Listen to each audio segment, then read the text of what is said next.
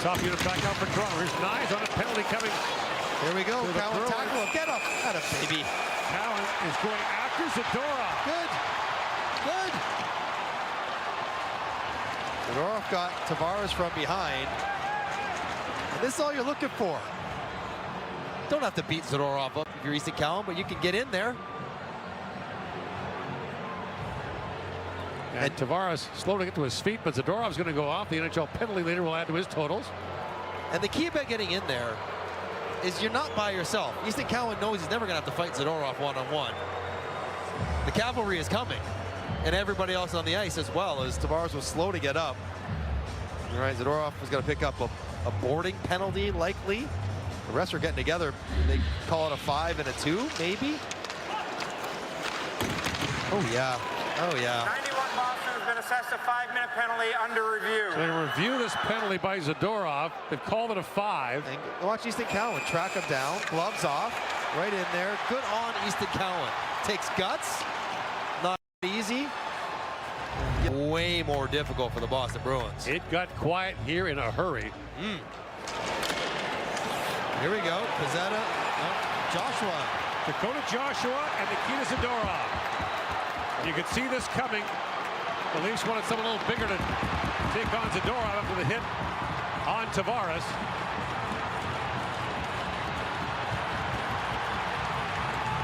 Two big guys.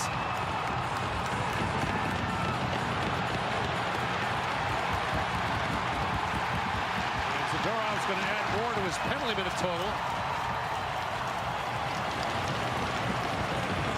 Zadorov trying to get his team fired up after the fight. Good on Joshua. He has the size and the capability to do that at times. Since that Matthews hit, there has been almost a fight every single game for the Toronto Maple Leafs. And that'll just be 5 each, and on we go. Right. Number 81, Boston, number 91. Both guys, 5 minutes for fighting. Both guys get 5, nothing else. Top of your screen, Joshua and Zadorov had previously discussed it. Gloves get off, and off they go. Pretty even fight. Both guys are so tall, it's hard to find the range for some of these haymakers. And here's the goal one more time. Nylander's trying to pass this back door, but as McAvoy dives on Tavares to grab.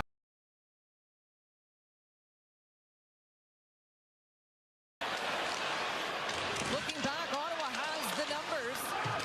A chance in front.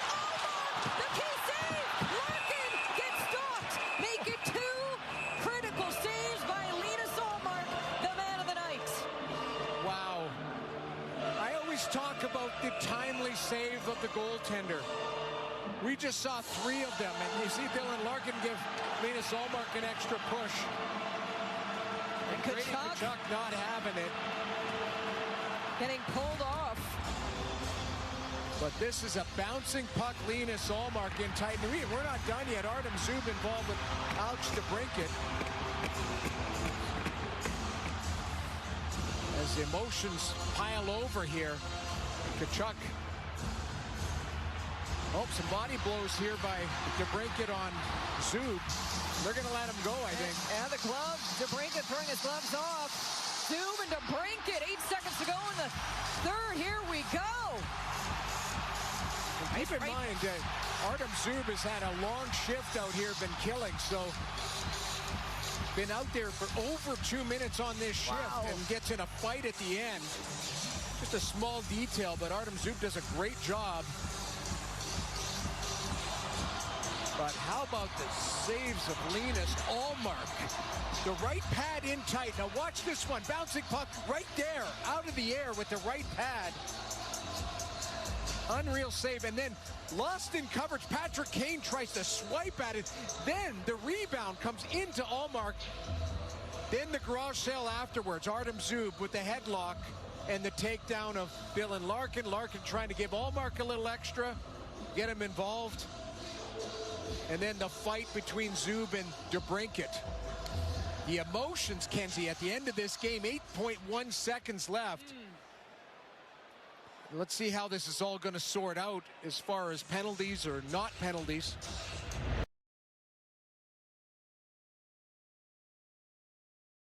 For Shaq.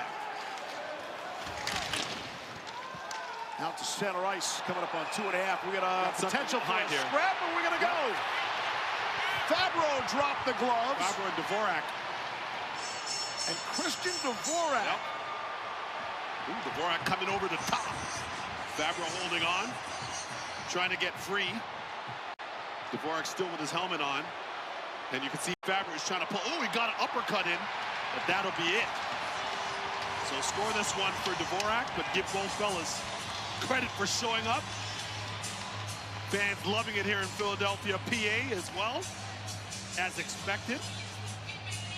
So as mentioned, Leaves, and for you great fans at home, this is one of those games where there's not a lot of room to make plays. Number 22, Philly, has got a 5 minutes for fighting. Number 39, Philly, has got a 2 minutes for embellishment. Number 15, Columbus, got a 5 minutes for fighting. Number 15's got a 2 minutes for cross-checking. We'll be playing 5-on-5. So there you hear it. So this is what started. It's the initial one by Michkov, and Fabbro is basically like, shoot fly, get off me. Michkov trying to claim something, and Fabbro tried to get an undercut in, and Dvorak scores the takedown. So a spirited tilt here in the city of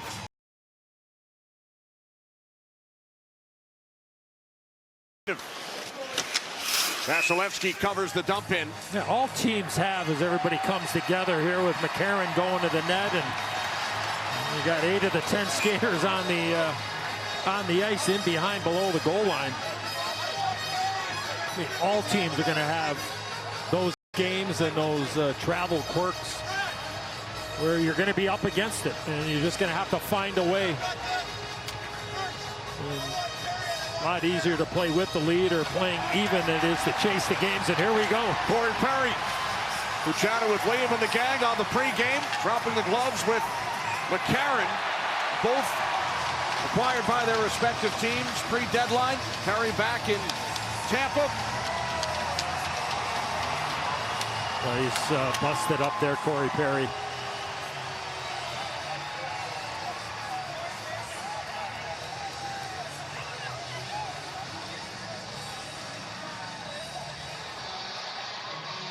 And I would imagine that's going to get the attention of some players on that bench of the Tampa Bay Lightning. Well, and don't forget, they dressed Scott Sabourin for this game instead of Oliver Bjorkstrand, and you got to imagine the reason being that Minnesota is a team that has a little bit of this meat in their lineup, and if it turns to that, you want to make sure you're prepared for it. So I doubt that this is the last that we're going to see of this type of stuff here tonight.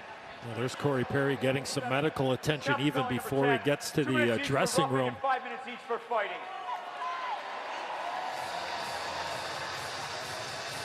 Saw McCarron with the ice on his hand. Perry receiving medical attention.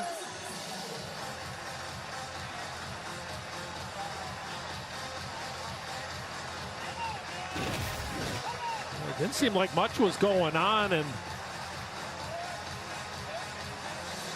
two. Perry comes in, McCarron is there, Sabourin's right in the middle of it. And McCarron took exception. Perry took off his brain bucket there, and I think that's what got him all excited. And when you have 8 players and only 4 officials, somebody's going to get loose and somebody's going to be able to dance if they wanted to, and that's what ends up happening to the front of that pile.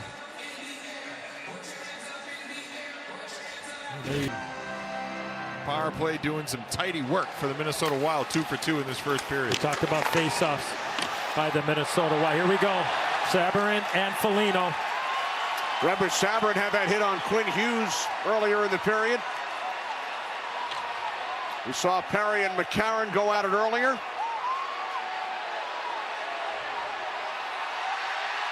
And now they start to throw punches. Sabourin losing his helmet.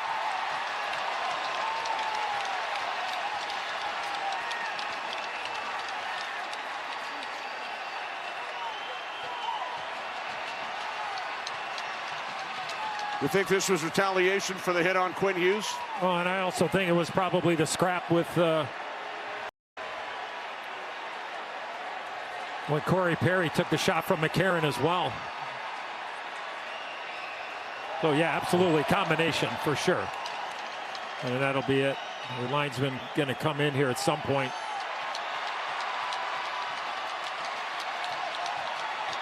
It continues.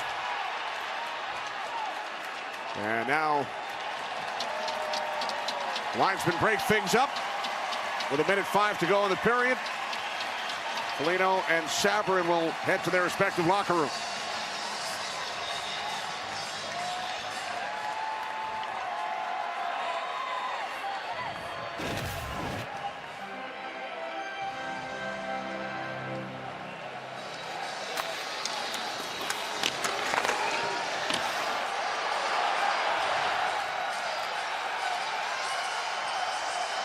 Good scrap. I mean, early on, Sabourin seemed to get the left loose on Foligno. Then Foligno did a good job of tying up the left as the fight went on. And seemed like he got stronger, Bush, as it went on. This was the hit by Sabourin on Hughes. I think there's no doubt that that is the answer for that hit by Nick Foligno to stick up for his teammate. This was the fight earlier in the period where McCarron got the best of Perry. And you like to think for Sabourin that's where he was standing up for his veteran, his elder skatesman.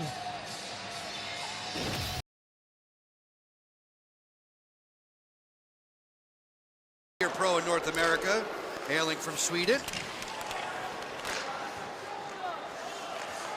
Sort of fighting through the wash against Dvorak. And Leonard hacking and whacking here and and dropping the mix.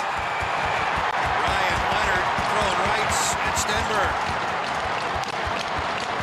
And muscles him down. Nice job by the youngster there, Joe, because he got hacked. He got hit high, and that really threw him into a kerfuffle. He wanted somebody, and he was looking for anybody, and went right after the Blues' young defenseman, and they got involved. They were going.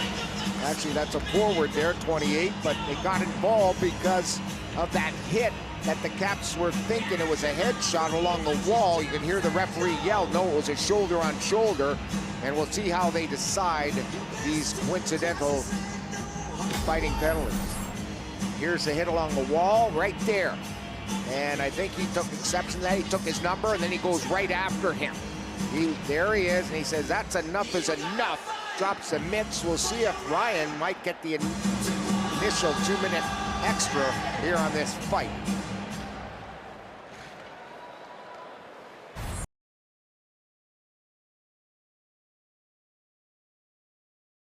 Check on Connor, and Scheifele goes to his defense against Howden, and they're going to drop the gloves.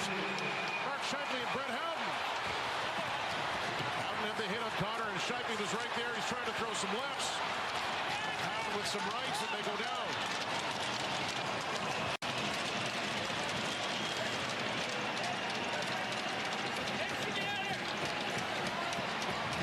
Give Scheifele a ton of credit. As he's standing up for a teammate here. Didn't like the hit from Howden on Kyle Connor. We'll get another look at that, but Scheifele's been on the hunt on the forecheck, reloading defensively without the puck, making unbelievable plays, and here's the hit coming up from Howden. Oh man, he catches KC vulnerable. Almost a knee-on-knee, and that's being a teammate right there. This is not part of the job description for Mark Scheifele, but that hit, he doesn't like it, and he was in the face of Howden instantly, and the gloves off.